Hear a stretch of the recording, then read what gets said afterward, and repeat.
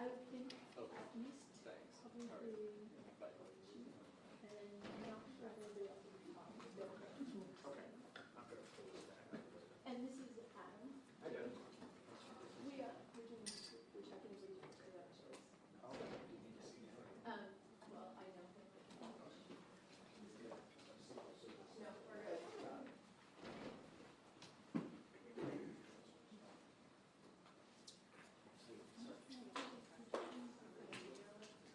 we're good.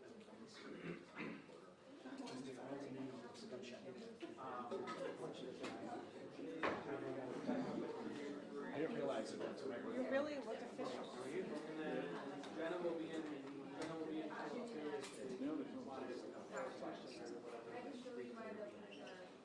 Like we did earlier. Yeah. So.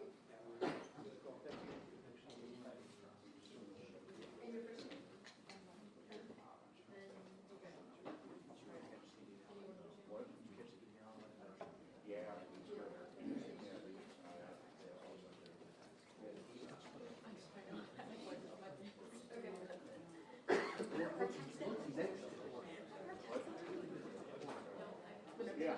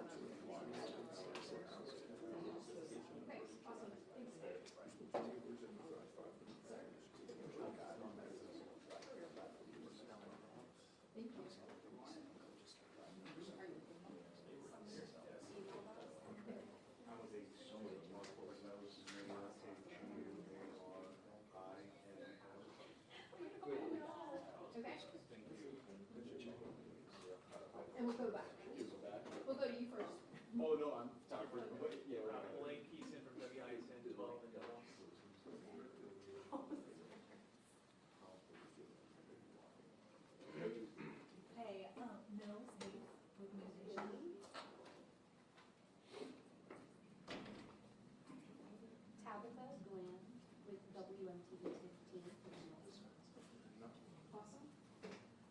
That was your, okay. Thank you. Yeah. I appreciate it. We're just checking for credentials and names and checking you guys out. Once you guys are done. Are you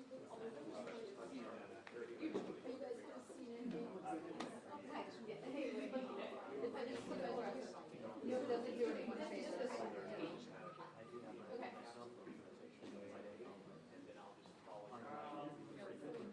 just need your name.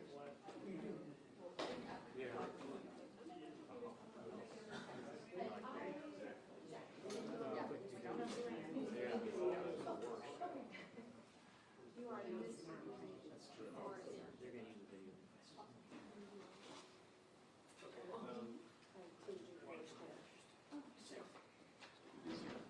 Real quick, we'll grab your Yep. name before Just you. have it next to you in person. Hello, Rob. How are you? How are you doing? Doing good. Minnesota, circling back. I am. I work at FBI in Milwaukee. I'm a post-grad officer. Yeah. Since when? Since last February. Great. Great. Super. I know. I left the world of sports and I came over to Go to the the FBI. FBI. It's kind of crazy. That is wild. Okay. Awesome. Thanks.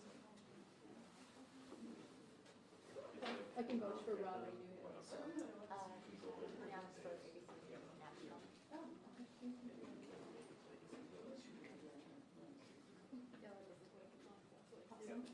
Awesome. And you went to college. Nice to see you. I know. All right. Back row. Yep. Yeah.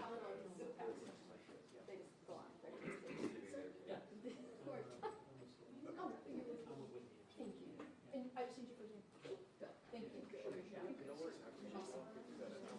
Good to see you. I'll let you know.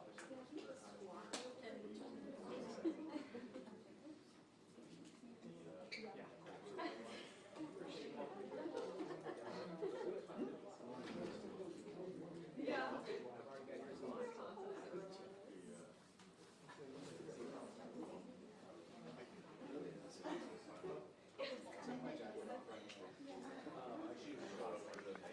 I was about to pull my face up on the website.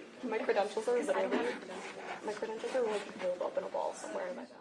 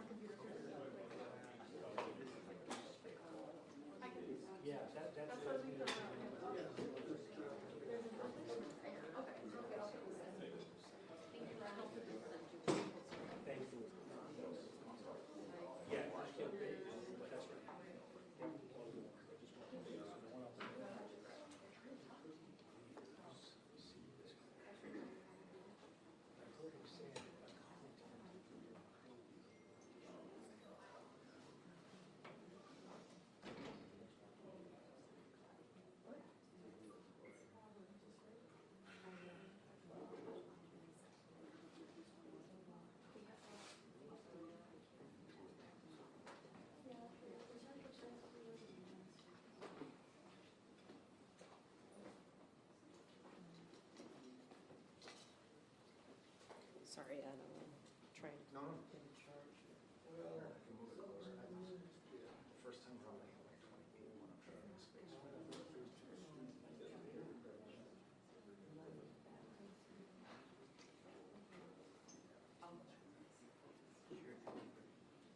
What? Here now.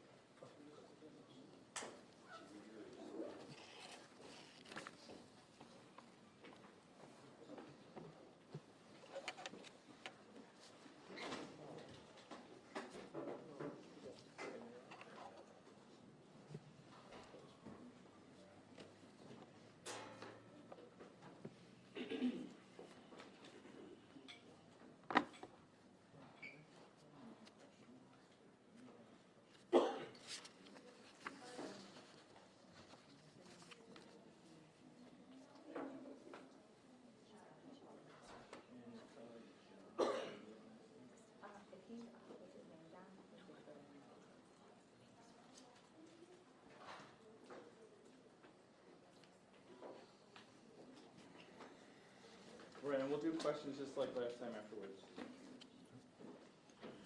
Again, good evening, everyone. My name is Chief Sean Barnes, Shonbarnes. I'm going to give you a detailed briefing of everything that happened today and include some new information that was not available earlier, as I promised. The Madison Police Department responded to a mass shooting at the Abundant Life Christian School today.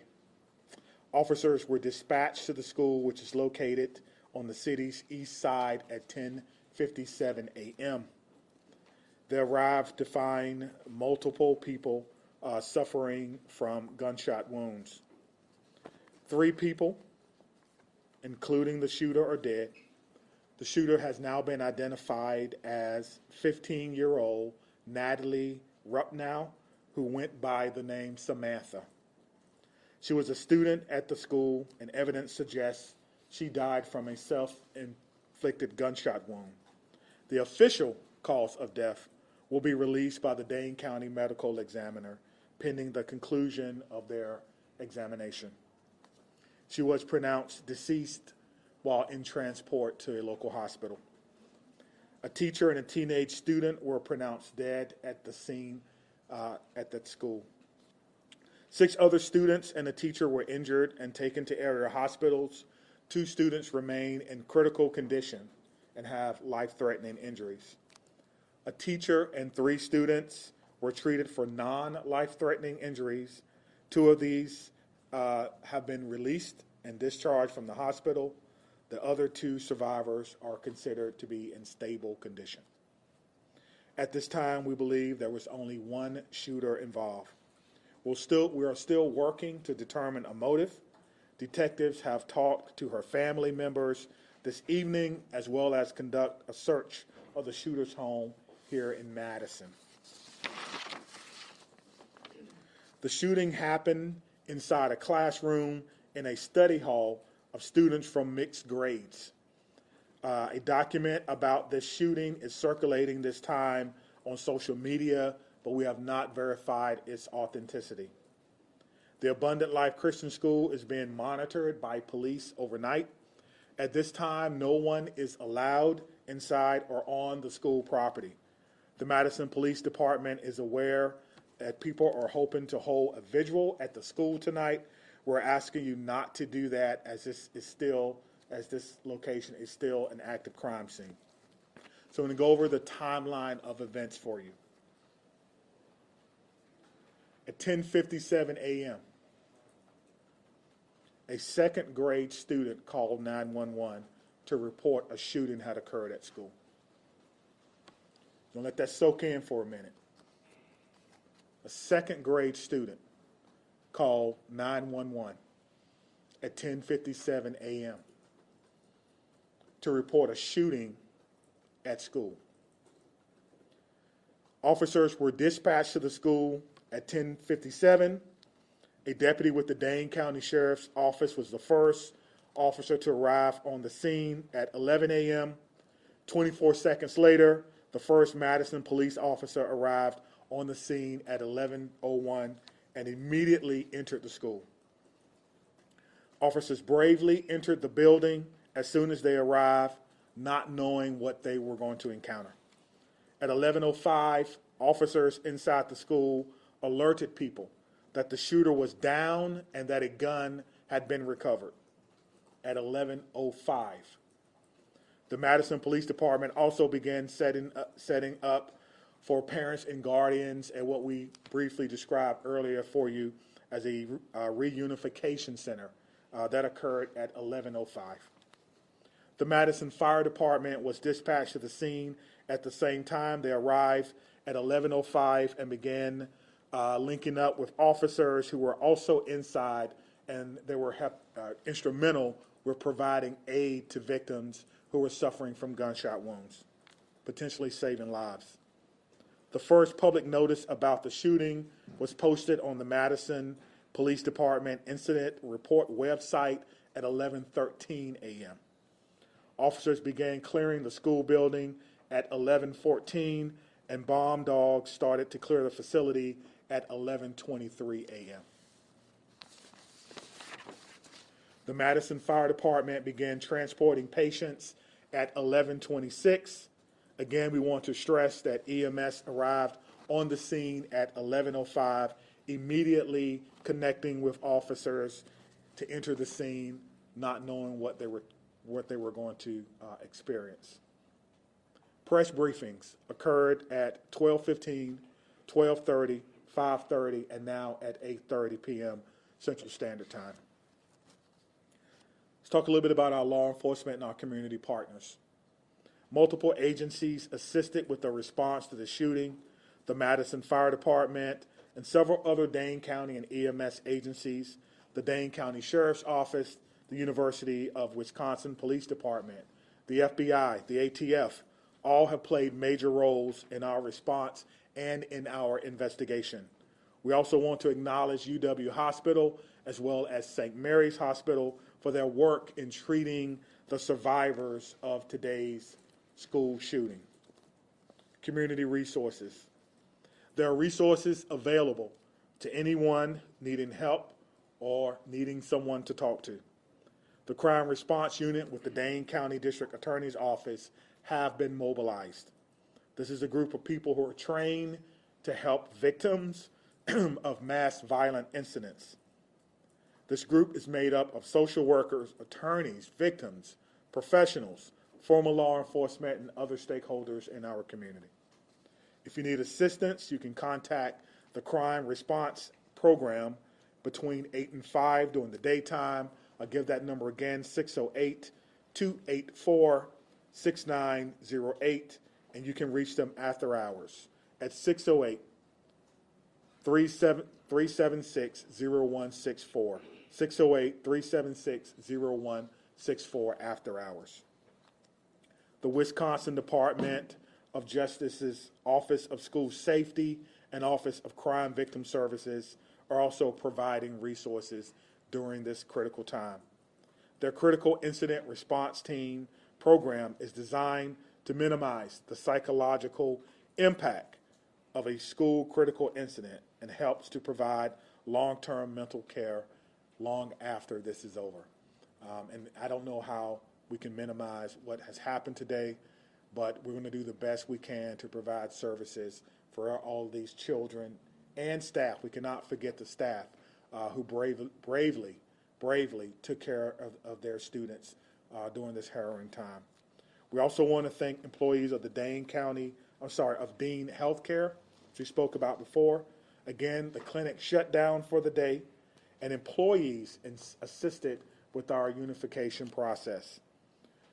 We've also seen an outpouring of support from various community groups and businesses: Twisted Ground Coffee, Greenbush Bakery, Ian's Pizza, Culver's, Mission Barbecue, Starbucks, Salvation Army, and all who donated food for the Unification Center so our children could get fed and be taken care of while they waited to be unified with their loved ones.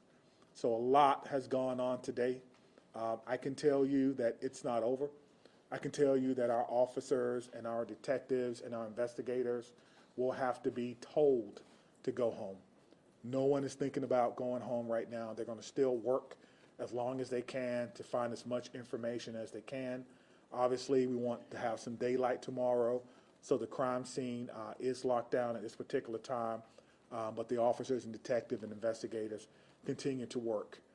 This has been a rough day for our city. This has been a sad day. This is going to be a day that will be etched in the collective minds and memories of all those from Madison. It's been a long day for you as well. Thank you for covering it, trying to get the information out to the public as early and as often as we can. And with that, we'll take any questions. All right, Laura, do you want to go first? Sure. So there is a Google Doc that is lost that has been circulating on social media. People are saying that is the manifesto of the shooter. Are you able to talk about that at all? Yeah, we haven't been able to verify that it's authentic. We're certainly aware that it's been posted, and the person who posted it alleged to have a connection with the victim. We have not located him yet, so I cannot say whether or not that's something that she was a part of. As soon as we can, we'll let you know. The good news is we have shared that with our partners, with the FBI, and so we're certainly looking into some of the things that were written in that particular document. Madison? Right over here, could you just recap those numbers one last time for us on the injuries and the deaths? Sure. Because there was some discrepancy here. Okay. Ready? Yes. All right, 3 people, including the shooter, are dead. Identified the shooter for you. A teacher and a teenage student were pronounced dead at the scene. 6 other students and a teacher were injured and taken to area hospitals. 2 students remain in critical condition and have life-threatening injuries. A teacher and 3 students were treated for non-life-threatening injuries, and 2 of those have been released or discharged from the area hospital. I'm just going to jump in. It's 2 students in critical condition, and then 4, including a teacher, and 3 students with those non-life-threatening injuries. Thank you. Lucas from the State Journal. How did this 15-year-old get a hold of this gun? Do you know at this point, was it given to them? It's a good question. How does any 15-year-old get a hold of a gun, or anyone for that matter? You get into the philosophical question about guns and gun safety, something that we all should be talking to our loved ones about. That's something that will be a part of this investigation. We are certainly speaking and talking with the parents who are cooperating to determine if they were gun owners and if they had guns. But at this time, again, we're still talking with them. It's been a long conversation. We appreciate them cooperating with the investigation. Okay, Maddie from WISN. Is there anything else you can tell us about communication with the parents or the family? No, just that they are cooperating with us right now. We're currently speaking with the father at one of our facilities, trying to determine what he may knew or may not have known about what happened today. But again, he lost someone as well.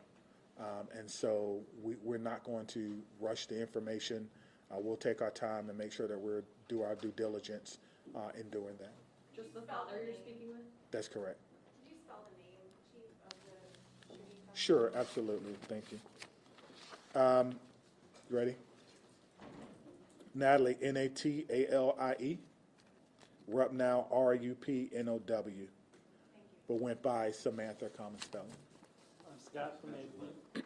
Went by Samantha, common spelling. Chief, you said the shooting was in the study hall. Was it all self-contained within that room, including the shooter? Was the shooter in that study hall? Again, I have not been to the crime scene. I was told that it occurred in study hall or during study hall. So there's different students, obviously you can imagine, from different grades that were in there. I have not seen the physical inside of it to be able to answer that question. All right, Tabitha from Chief, it's unfortunately notable that a second grader was the one who made that 911 call. Are you able to share with us, that conversation with that second grader and what parents can do as far as talking to their kids about this? Great. So I'll start with the first thing. What I can share with you is that our 911 dispatch communicators are trained to talk to children. We've taught children through parents choking. We've taught children through CPR and a variety of other things, even giving birth, believe it or not. So they are trained to do that. But to me, it makes my heart skip a beat to think about that. Now, we teach our kids, if something's wrong, call what? 911. And so the child was able to do that. Give me your second question again, please. Yeah, when it comes to terms of parents talking to their children about this, specifically about what happened today, but then also, calling 911. Yep. So the message for parents, for me, is simple. It's the same thing that I would tell my children. Listen to the instruction of the adults in the room. Run, find somewhere to hide, find some cover, find something that may shield or guard you. But the most important thing is listen to the adults in the room, because they've gone through the training to perhaps keep everyone as safe as they possibly can. Evie from Wisconsin. Chief, There's been a lot of misinformation online, including from prominent groups of Moms for Liberty activists in Wisconsin, claiming that the shooter was transgender, which is a reaction that we see across the country in wake of mass shootings, to claim that trans people are dangerous. Can you respond to that directly in regards to this? Yeah, I don't know whether Natalie was transgender or not. And quite frankly, I don't think that's even important. I don't think that's important at all. I don't think that whatever happened today has anything to do with how she or he or they may have wanted to identify. And I wish people would kind of leave their own personal biases out of this. We have people who showed up to work today to help kids be better who are not going home. And we have lost members of our community who are children, including the shooter. So whether or not she was, he was, they were transgender is something that may come out later. But for what we're doing right now, today, literally 8 hours after a mass shooting in a school in Madison, it is of no consequence at this time.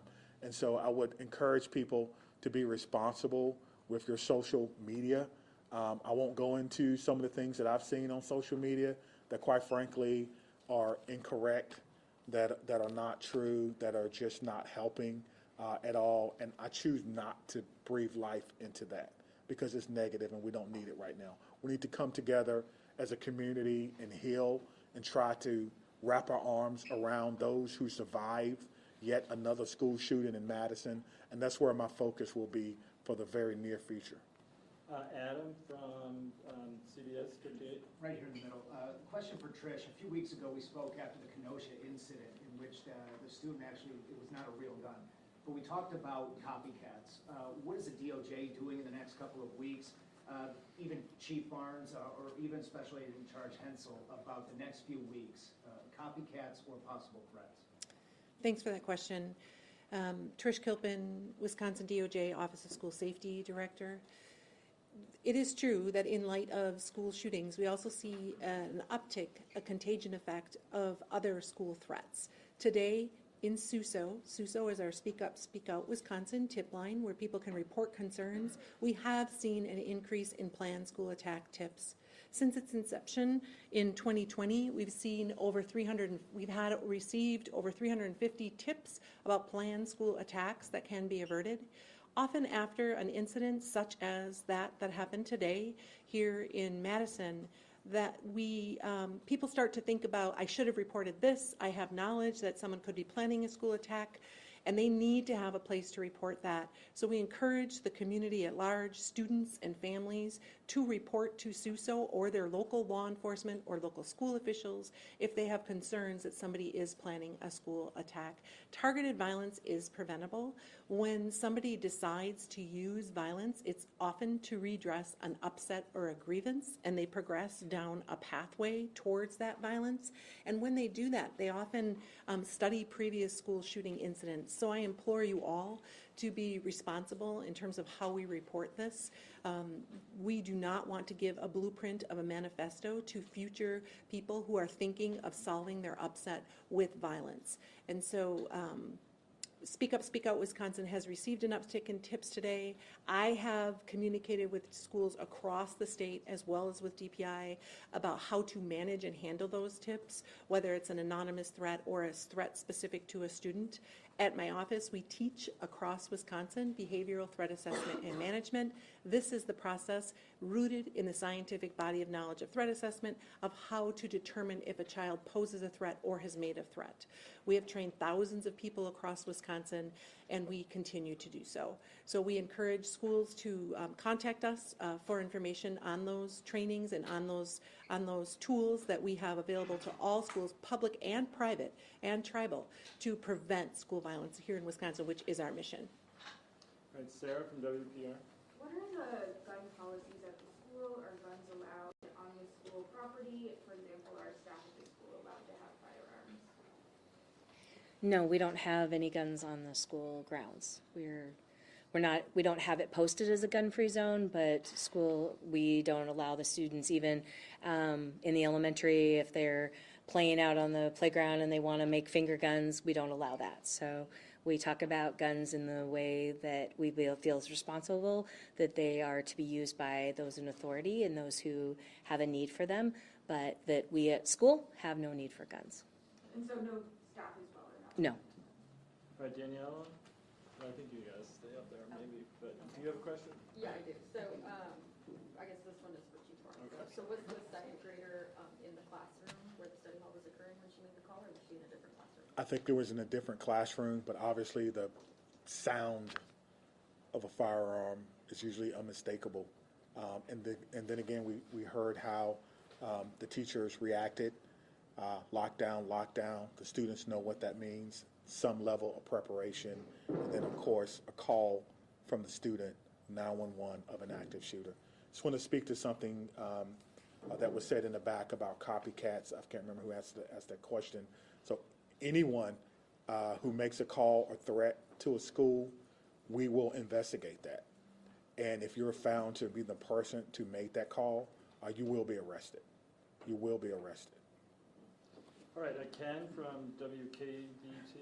Yeah, Barbara, I know this is still incredibly early, but is there a thought process on what the school would like to do in terms of security moving forward? Rethinking what's currently in place? I know we talked about the facial scans, but does the school feel like it needs to change anything about its security apparatus? So we're not the experts in security. We work with the experts in security, and so obviously as we go through this process and review it, we'll talk with those who have better knowledge than we do. We have done everything that we could within our ability to secure the school and to provide a safe learning environment as well as working environment for our staff and our students. But as we review things, that would be something that we continue to do with our Madison Police Liaison and then the Office of School Safety. So I can't speak to that now just because it's so close, but obviously that is something that we will continue to look at. We want our students to feel safe and our faculty to feel safe and guests to feel safe when they're at Abundant Life. I'll speak to Jenna? Let me just speak to that again. We stated this earlier, there'll be an after-action report where our police department, fire department, all those who were involved will sit down and we'll go through this event. And so the after-action report is not to find fault. It's not to find liability. It's to find areas for improvement for everyone. If there is a recommendation to be made, we will make that recommendation. But this does not a recommendation to be made. We won't do that. But we will look to see what we can do as a form of continuous improvement. I think that's very important. Can you talk about the gun that was used? I can't. I haven't seen it.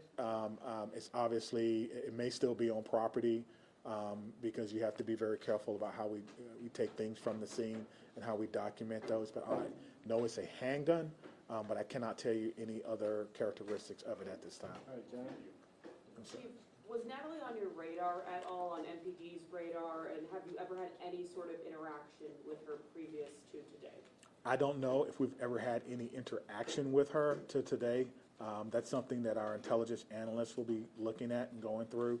Again, we've recently made the positive ID, and so that will be part of the investigation. To my knowledge, I'm not aware that we've had any issues with her. I think if there were, we certainly would have had some type of intervention, but I'm not aware of that. But again, that's part of the investigation. We have a criminal intelligence section, and part of their job is to try to do background on people and where they are. And in addition to that, we also have some resources from the FBI, just in case people live other places, right? Not just in Madison. And so we're trying to put it together. I think that's what you're trying to get at. What do we know about this person? All right, we'll get back to you, but okay. One of you from ABC? All right. Is there any additional information that you can give to us on Natalie? What her academic record, disciplinary record, if any? Was she integrated into school? Did she have friends? Is there any color you can share with us on, if there were signs of bullying or anything like that? Yeah, so obviously that may be a question from the school, but I don't think they can answer that right now. She is a child, and so you're asking about, some personal and private things about them that I don't think they would be at liberty to share at this time. But certainly if she has friends, people will say what they think about her. but just be careful with that information and sharing that. Again, she's still a child, and so some of those information we will not be able to share with you. Okay, Whitney from CNN. We've covered, several cases recently where parents are eventually charged. Are you questioning the parents as with the, in mind there might be potential charges for the parents? No, the parents are fully cooperating. We have no reason to believe that they have committed a crime at this time. Mills? As far as the suspect goes, do you know if she planned the attack? And then also, too, do you know if she lived with both of her parents or one? Yeah, again, that goes to motivation, which we are not fully aware of at this particular time, and whether or not she lives, who she lives with. That kind of speaks to some of her personal attributes, which I'm not going to discuss at this time. Do you believe she planned this I do attack? not know. I do not know. All right, Ashley from WI. Right here. Hi. Can you tell us at all what may have been recovered in the search of the shooter's home, and also what grade was she in? I'm not sure what grade she was in, but they're still searching, and so they're still going through evidence in the home, and so we do not have a complete list of the things that were collected from the home. Again, that was done with the consent of the parents. Earlier we talked about a search warrant. We did not have to execute that search warrant because we had the full cooperation of the parents. Were there any weapons? Again, that would speak to what was collected, and I don't not know what was collected because I believe they're still working to go through that home. All right, Blake. Chief, back here, can you confirm at this point in the investigation if the home on Delaware Boulevard is the suspected shooter's home? Yes. And second part of the question, you talked about your officers running in to that scene. Can you talk about the conversations that you've had with those officers and what is kind of going through their mind mentally right now as they begin to kind of tackle this? Yeah, as they begin to kind of sit with what they were asked to do today. Before any officer can leave today, they have to go through what we call a checkout procedure. They have to go to our command post, they have to check out with a supervisor, and then they have to check out with someone in peer support. So no officer will go home today without having the opportunity to talk to someone who wears the uniform, who's specially trained to do counseling and crisis management. And so that's part of our checkout procedure. How do you lead them through this? We do that through compassion, through leadership, through training, through togetherness, through the support of the community, through understanding that this is a job that is very noble, that is meaningful work, and that my job, our job as leaders, is to make sure that our work is safe and meaningful. It's safe because we have training and tactics that we employ. We did that today. They know exactly what happens during an active shooter. Stop the killing, stop the dying, stop the threat, then treat other people. They all know that, and they all did that today very, very well in cooperation with other law enforcement officers from around the county. And so that was our message that we've been talking about for a very, very long time. We were able to do that today very, very successfully, well, as successfully as we could. And so today, again, tonight, officers will have to sit with that. We have peer support, EAP, a variety of things available for those officers who had to endure that today. So thank you for asking that. All right, Laura, Okay. real quick, and then we got to get out of here. All right. So this shooting occurred a couple of hours into the school day. I'm wondering if there were, if anything was reported about, this young woman who did the shooting, if any teachers said anything or any other students. I would not have information about whether or not she had a record with the school, and quite frankly, that would not be something that we would be able to release. Chief, any timeline on when you're going to release the age and names of the other two victims involved in this? Yeah, I think we want to make sure that all family members have been notified. We want to make sure that all family members are okay with it. Obviously, people will start to speculate. We had a question earlier about social media and how powerful that can be, and information that people will put out. But we have a briefing set for tomorrow in our command post at 1 p.m. And so that will be one of the topics of consideration, being able to put out the names of those persons, children, staff member, who lost their life today trying to protect each other and yet another school shooting. So we'll be back here tomorrow at 1 p.m. and we should wrap it up. Okay. That's all I have. Thank you so much. Thank you.